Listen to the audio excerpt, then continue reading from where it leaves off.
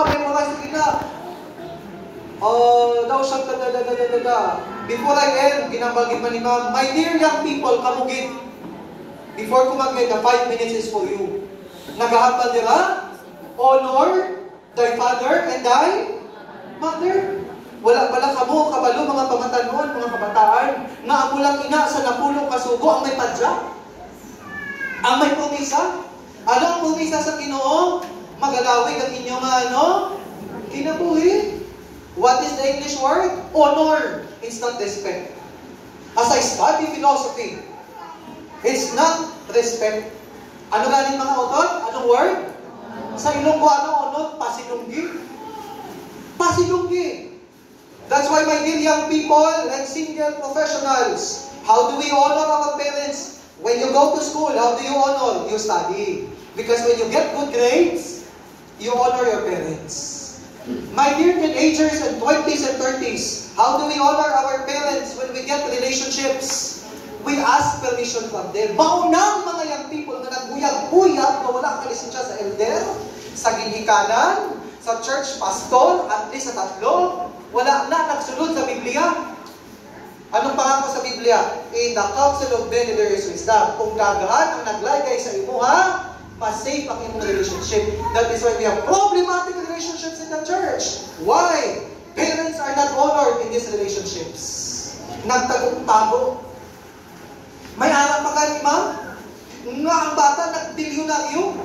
Ako ang bata, ikaw ang nanay. Tapos may bata ko, imong ako. Ano nga ba ko? Inang iloy ko, wala pulos. Ibutang natin to siya sa guwang. Amo na kabal sa istorya, mga utod. Kay tibihon, inang imong alula. So ang bata, 10 years old, ako bata. Ma'am, abi mo, after 20 years, nadula sa storya ang lula. Ang hambal sa kamay, anak, ipaguba ang kubo sa guwa. Kaya ang imong lula ng tibihon, patay. Sa sinamtitak na 30 anyos na ako. Ano nga balsang ako, kabata na, 30 na, he said, Father, I will not destroy the kubo. Ano man, igulang na biya katay. Ikaw na po dira ang akong ibutang dito.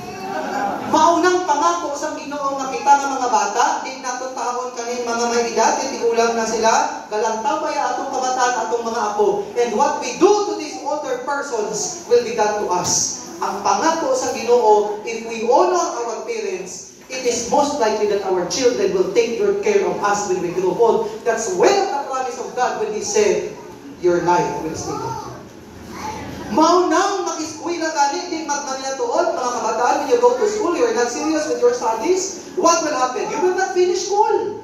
And once you will not finish school, you will add up to the problem of this country, corruption, forties, poverty.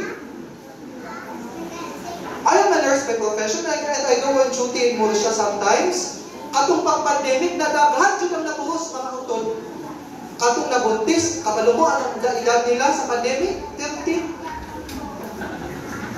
Nganong na-online school man nganong nabuntis man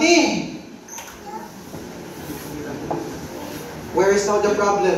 When we dishonor our parents, magkamaganibel, anak, tama ng cellphone. Magsigi pa dyan. Kaya abi nila, Ginoo ang ilang mga mata. Pag abot sa 20 years old, bulag na silang tanan. Can you live longer?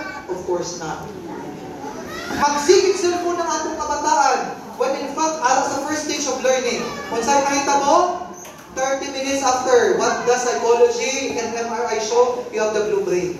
That's why you are very irritable. Pagtanggalon yung mga bata sa cellphone, maghakip sila, magtabog sila, because their decision making has become poor. Di na nag-pattern? Genesis chapter 2. So, na-tempt si Adan at iiba ni Satanas. Ang sa'yo gamit? The what? The serpent. Kung saan itong serpent? Bulawan. Yung sa energy-wat na naglupad, nga nag-change of kulong, nga nagasiga, nagkakit og suga. Natuwa yung cellphone. Fast-moving life. That's why it's very addicting because it's patterned from the temptation of Satan. And once you remove ML from these kids, they will hate you because their decision-making has become poor after 30 minutes of playing that gadget.